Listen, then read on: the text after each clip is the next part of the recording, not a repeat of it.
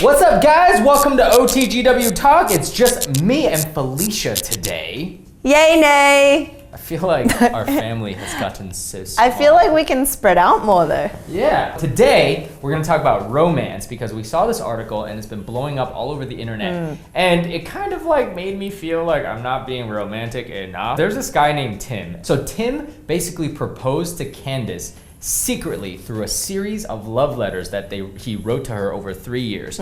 14 love letters in total, and each letter began with the letter that eventually spelled out, will you marry me? Yeah. When she read it to the end, it was like, will you marry me? And she just like bawled out and was like, this is the most romantic thing ever. Yeah, I mean, that is a big gesture, and it's over a long period of time that requires planning and thought and everything. So of course it would make anyone want to weep. So this article made us think about ourselves and our relationships and how, you know, what we think romance is, how important it plays in our own relationships, and how much effort and how much thought we should really put into it. Exactly. Right? I'll miss you, kiss you, give you my coat when you are cold, need you, feed you, even let you hold the remote control. What is your definition of romance? When I think about romance, I think of infatuation, you know, the infatuated phase of relationship where you give roses, you give chocolates, you do these random acts of, I don't know, display of affection. Yeah. I want to use the word superficial, not in a Superficial, yeah. not in a negative sense. Right. I bought this for you, or I took you here because I want to show you that I'm thinking of you and that like I'm interested in you, or like if you're already in a relationship, it's like I'm showing that I love you. Yeah. What about you? That's my definition as well. I would define romance in the same way where it's like the things that I plan for you, like the dates, that like the things that we do together, the things that I buy. Yeah. And it doesn't have to be just an object. It could be like this guy Tim, like these like arts and crafts. Like I make you a card. I mean, the caliber that Tim achieved on the romantic level was like 15 out of 10. But I mean, for me, you taking out the trash without me asking you is romantic. And here's the thing, right? I totally agree with that because I find romance in the small details. Yes. Right? Yes. And I think that there's a lot of people that agree with us, but I also feel like when we read about Tim and other people doing all these grand gestures and planning these really special things, it confuses people, I think, because in the past, romance, like when you defined romance 1800s or 1500s, it was defined as like heroic, fantastic, imaginative, creative, adventurous love. Back in the day, people like didn't date like we did. Yeah. When you read this, you kind of look at your own levels of romance in your relationship, and you can't help but to compare, right? Right. We start comparing, and then we start not appreciating what's in our own kind of relationships. Yeah, you only read about the amazing things that happen. You don't read about like the trials and tribulations of a relationship. And to me, like those are where you make or break the relationship. I want to remind people, like, don't just see the romantic things and set them as goals. Because each couple is bound by their own constraints. So if you're able to be overly romantic and buy a few thousand flowers and, you know, rent out a hall or whatever, that's totally fair. Right. You do that. But people that aren't in that same class, who don't have the same ability, shouldn't really idolize that way of professing their romance or their love. You and I think of romance as this thing that happens after you're in a relationship and it builds toward long-term happiness. Most people think of romance as this infatuation period thing you do before you find the one. We took this test and we saw this really interesting thing on the internet called love language. Love language! Love language, and no, it's not what language your love So I was then. like, Dan, you have to take this test and tell me what you rank. And he's like, at the end of it, why am I not like French or Spanish or something? But I'm like, no, it's the way that you prioritize how you express your love, aka love language. So anyway, we did this test. There's 5 categories.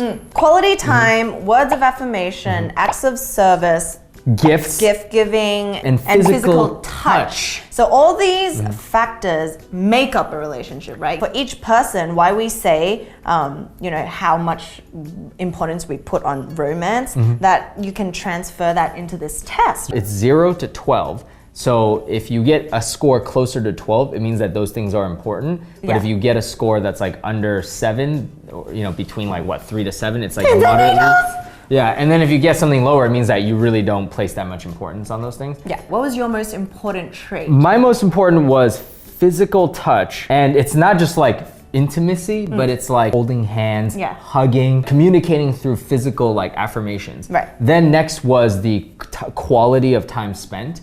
So at the bottom for me was gifts was like 2. Me too. Mine was at the bottom. Which is interesting because men think that women, it's like they want gifts. So I'm gonna shower you with gifts. Right. And this goes back to how each person and each relationship is different, So for me, my top 10 was quality time. Right. So whether or not we're physically talking to each other, just having the presence and you being there to listen was the most important factor of all. Okay, so the second one was acts of service, right? Yeah. So for me, how I said you taking out the trash can be romantic? Yeah. So I read your love through the little things you do that don't have to be typically romantic. Because for me, it's what you do versus what you say. I don't care about what you say. Because words are just words until you actually show it to me. See, and that's, all right, we'll get back to that in a second, but then your last one is really funny. Physical touch. And that was my first one. Yeah. Mine was a 10 and yours was a 2. Yeah. And it actually makes sense because you're in a long distance relationship. Yeah, so I don't know if this is affected by the fact that I am in one or this was already beforehand, but I'm pretty sure I did this test a while ago and it was the same thing. And I think this is what brings it did bring problems in my relationship because I valued it so low because I don't like PDA, public display of affection, whereas he needs to know these things and but which brings us on to another point. It's like being able to, if you have differences, bridge that. Right. And this is where I think ultimately is really important because we're all different. And if you're lucky, like for me, I would say my languages of love will be similar to Yi's. Which is also interesting because they say, should you be more the same as your partner or should you be more opposite? Right. And I think that it's fine to be either as long as you still have a choice to to be the yin to her yang.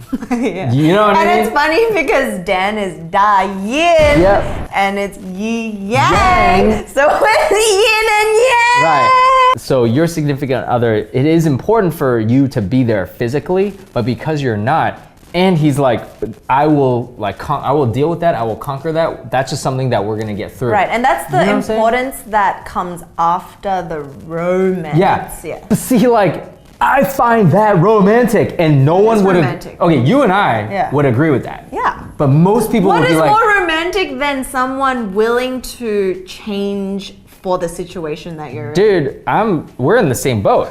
But a lot of people would say you guys aren't romantic because, for example, he flies to New York. Let's say surprise you. Yeah. With I don't know, gets a room, all of your friends together, flies all your friends in. Okay, so stop there. Yeah, right? So brings all the friends in. Everything like that is embellishment. If he just came over here, the act of coming here is already yeah, see, this? Dude, this is what I'm talking about. You couldn't even hear the rest because you were I'm cringing. That's all crap. Yeah. Same with me, right? And same with Yi. She'll be because I've asked her, what if if we got married and what if I wrote a song about you? Yeah. Sang it at our wedding and you didn't know? And most people out there would say that scenario I mentioned with Pat and what I mentioned with myself would be uber romantic. And I'm vomiting. No, the thing is, so you can vomit because you think of it like that, right? Yeah. But if that person sincerely does it just for the sake of him expressing it, then that's fine as well. Yeah. Maybe sometimes people turn a blind eye to the actual problems that are fundamentally not being met or addressed. Right. And it's a band-aid the romance is a band-aid. It's not saying that we don't like romantic gestures because Pat and I write letters. Oh, that's romantic. Yeah, with a wax stamp, and I send it over, and he. Yo, man.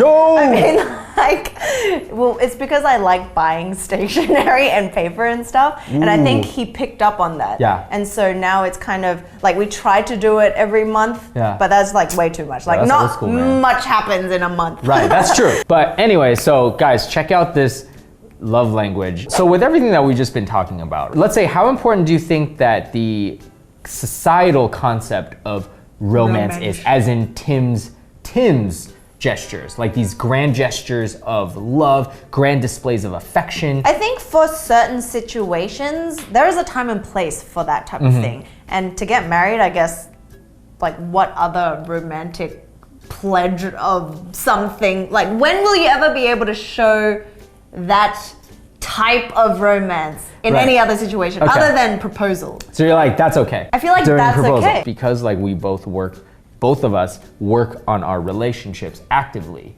You know, I feel like that societal type of romance for me is not important. So there's different types of girls and guys, right? Right. So you know how there's low maintenance, high maintenance girls. right. So high maintenance girls or guys, whatever. Yeah, there can be I think high will maintenance guys, require more of these romance gestures. Things, yes. Because they take those gestures as a Sign. a symbol of affection and love. But Which I is think their love language. we're on the other side. Exactly. Yeah. Like they want the display. They want, like, if you put in this much time, it equals you love me this much. Yes. Right? Which is fine. Which is fine. So even though I'm not romantic, I'm a firm believer that you cannot let romance die. Okay, see, like, it's die. And then you die. I'm a firm believer that I shouldn't let the romance die, because if you let the romance die, the other person does become a little hurt and resentful possibly, and being like, do you not care about this relationship at all? If you're in a long relationship, right?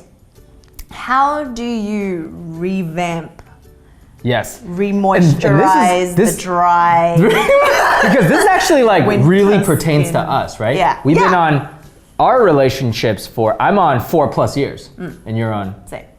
Right. Yeah. So you know each other inside out. Like you know you'll end up together, but then like you don't want to let the romance die. Yet we're not into the grand gesture, you know, uber surprise, because also we know the other person doesn't really like that. So what would you do from a girl's perspective now? I'm not a typical romantic yearning person. Right. So if anything, you're barking up the wrong tree. Okay. For me, the longer the relationship goes, right? You've done all the romantic gestures there are to do. Yes. You've done the flowers, you've done the meals, extravagant Surprise meals. trips. Yes. But what keeps me intrigued and, you know, romantically intrigued is one, like, spontaneity. Okay. You still keep things new and fresh, and you try different things and you explore different things together. Whether that's actually romantic or not, you know. You're not stuck in a routine where no one is expanding anything, like mentally, intellectually, anything, and working on ourself and our relationship. That's romantic too. You just like read one of my strategies. Your strategies? Yeah, always be in tune with your partner's mental developments, like you said, and supplement them. So a lot of times you fall into the routine. It's like, oh, we haven't done this, or hey, there's something. Yeah, or you mention like, hey, I want to be more active, or I want to do this, and then he goes online and like looks at hey, you know how you said you want to do that? Yeah. Well, I found a bunch of these in the city. Yeah. 4.5 years later, for them to still be able to do that, because you're ever growing, you're ever discovering. So yeah, to be able to sustain that, that's romantic. Yeah. So guys, we just wanted to talk about romance and the little things that a lot of people might not see, because we're so taken and influenced by all the grand things that we see out there, and no movies, like you said, are being made about the little things. The little things. The little moments in life. And that you don't see, Exactly. It's like when people shoot a movie about New York, you don't see the subway tracks and nastiness, but you know, building on that is the romance. Exactly. So anyway, we hope you gathered some ideas, insight, whatever to apply to Yeah. your own relationship. We'll put all the links to the articles and the tests below. You guys can check them Yeah. out. Leave us comments. We love, if you have a question or topic, actually send it to us via Facebook because, YouTube comments. Or email. It could be, or email. They could become like really crazy to sift through. So we always check our email and YouTube comments. So thanks again for watching, guys. See you later. Wait, what's that from? Dude, that's from something. No, that's from that's something. what I say when I play Exploding Kittens. No, that's from a movie. And it's a bomb. And then you die! Bomb detonates. It's not from a TV show and a I don't movie. think so. Yeah, I'm pretty sure it is. What? Die. I can't I remember. swear to God, all the phrases that I randomly mumble, you know a movie. I will find it for And you. then I'm like, and then, and he's like, that's from a movie. But that was from a movie, and I proved it to you. And then I haven't that even was. seen Dude Was My God. Watch it.